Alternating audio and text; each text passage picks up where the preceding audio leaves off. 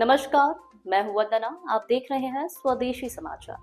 आइए रुक करते हैं आज की प्रमुख खबर की ओर। गुरुग्राम में मिशन 7374 फाउंडेशन ने आज री इमेजिनिंग गुरुग्राम कॉन्फ्रेंस 2025 का आयोजन किया है, जिसका मुख्य उद्देश्य 74वें संविधान संशोधन के अनुरूप गुरुग्राम नगर निकायों को सशक्त बनाना है। सम्मेलन में देश भर के 13 विशेषज्ञों ने गुरुग्राम घोषणा 2025 का मसौदा तैयार करने पर सहमति जताई है। मुख्य वक्ता एस.के. सिंह सैनी IAS ने निकायों को वित्तीय और प्रशासनिक स्वतंत्रता देने की वकालत की। उन्होंने GMDA जैसी एजेंसियों की जवाबदेही और पार्षदों की भूमिका से संबंधित 7 महत्वपूर्ण प्रश्न उठाए और जवाबदेह शासन के लिए उनके स्पष्ट उत्तरों को जरूरी बताया। सुना होगा 5-10 साल पहले मोहल्ला सभा की आवाजें कई बार उठती थी, पर वहां भी वो एग्जीक्यूट ग्राउंड पे नहीं हो पाई।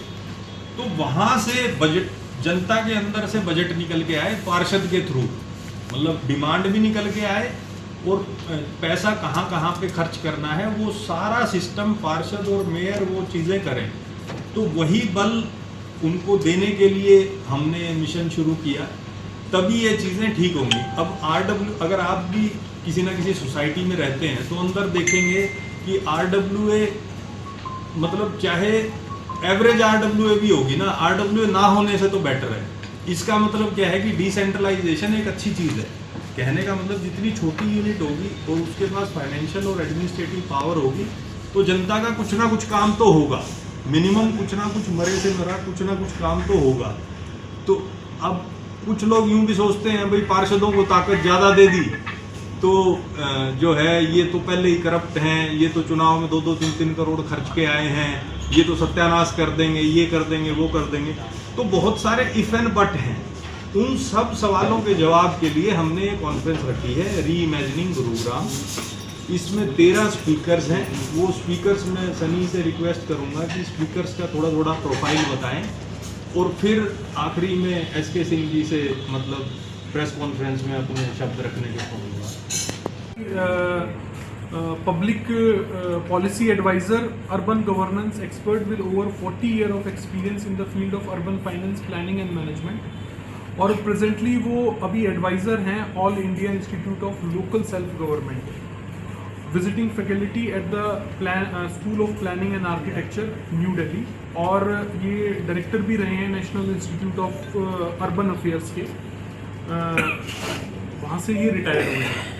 तो उनका विषय भी salient feature of 74th amendment के ऊपर इनका विषय रहेगा। P. राघवेंद्र राव जी हैं, रिटायर्ड IAS हैं। उन्होंने हेड किया था 6th फाइनेंस कमीशन।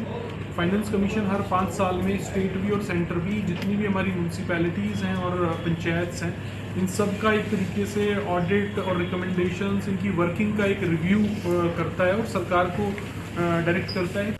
जैसे आपको बताऊं,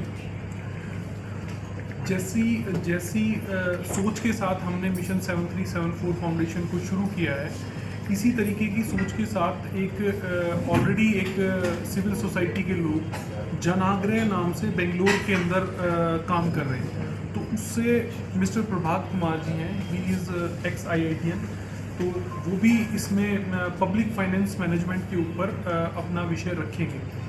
मैं आपको एक इस पे जो पब्लिक फाइनेंस का विषय है या म्यूनसिपल फाइनेंस का विषय है, उसमें 1 मिनट में आपको बताऊंगा कि आज भी हमारी जो म्यूनसिपल कमेटी हमारी कैश बेस्ड अकाउंटिंग के प्लेटफॉर्म पे चलती है।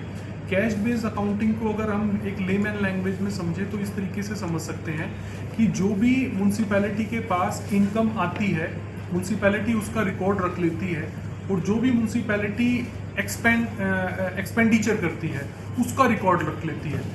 जबकि जितनी भी प्रोग्रेसिव म्यूनसिपैलिटीज़ हैं और इंटरनेशनली सारी जो न्यू जनरेशन के हिसाब से जो काम कर रही है, सब एक्रूअल बेस्ड अकाउंटिंग फॉर्मेट करती हैं। एक्रूअल बेस्ड अकाउंटिंग में क्या होता है कि जैसे हमारी म्यूनसिपैलिटी के ऊपर आज के दिन कितनी लायबिलिटीज़ स्टैंड कर रही हैं। सपोजिटली किसी कॉन्ट्रैक्टर ने अगर काम किया इस साल के अंदर और वो मार्च 2026 तक अपनी पेमेंट नहीं लेता है, तो वो कहीं रजिस्टर ही नहीं होगा कि इस कॉन्ट्रैक्टर को ये अवार्ड हुआ था, क्योंकि उसकी पेमेंट हुई नहीं।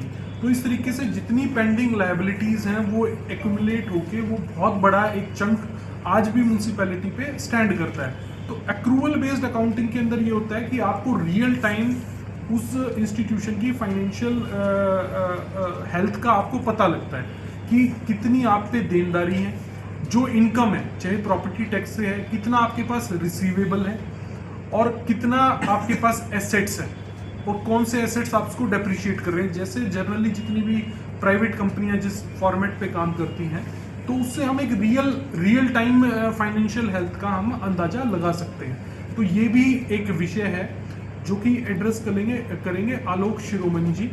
वो बाय प्रोफेशन सीए हैं और he is a consultant specialist, वो दिल्ली रहते हैं। उन्होंने चेन्नई म्युनिसिपल ऐसी ही अन्य खबरों को देखने के लिए देखते रहिए स्वदेशी समाचार।